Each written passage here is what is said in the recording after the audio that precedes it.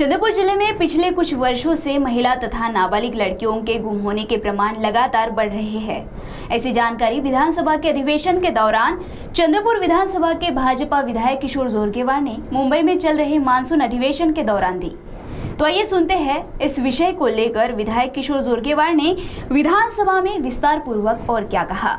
विधायक किशोर जोरगेवार मुंबई में चल रहे मानसून अधिवेशन में लगातार अनेक गंभीर मुद्दों को लेकर प्रश्न उपस्थित कर रहे हैं। जैसे उन्होंने ऑनलाइन गेम के खिलाफ सख्त कानून बनाए ऐसी मांग की। साथ ही उन्होंने चंद्रपुर जिले से संबंधित एक गंभीर विषय को लेकर भी विधानसभा का ध्यान आकर्षित किया। वह यह कि चंद्रपुर जिले में महिला तथा नाबालिग लड़कियों के गुम होने के प्रमाण लगातार बढ़ रहे हैं। वही सुनते इस सदन में विधायक किशोर जोरगेवार ने विधानसभा में क्या कहा। अध्यक्ष महाराज, अत्यंत महत्त्वाच्या विषयावर मी या पॉइंट ऑफ इन्फॉर्मेशन द्वारे हा मुद्दा उपस्थित करत आहे।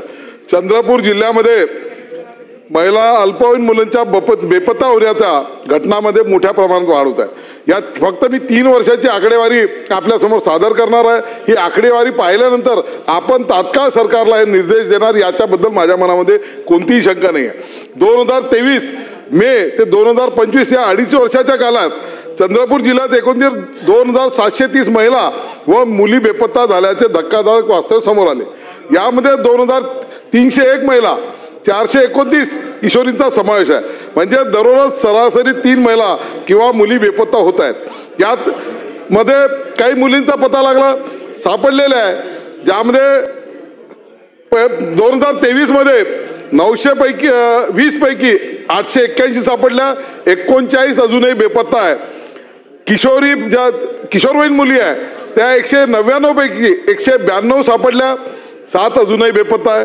2024 मध्ये 960 बेपत्ता झाल्या, 888 सापडल्या, 74 बेपत्ता आहेत। किशोरी 154 गेल्या होत्या, 143 सापडल्या, 11 अजूनही बेपत्ता आहे। 2025 ची आकडेवारी सांगतो अध्यक्ष महाराज, 423 पैकी 344 सापडल्या, 77 अजूनही शोधात मिळाले नाही आहे।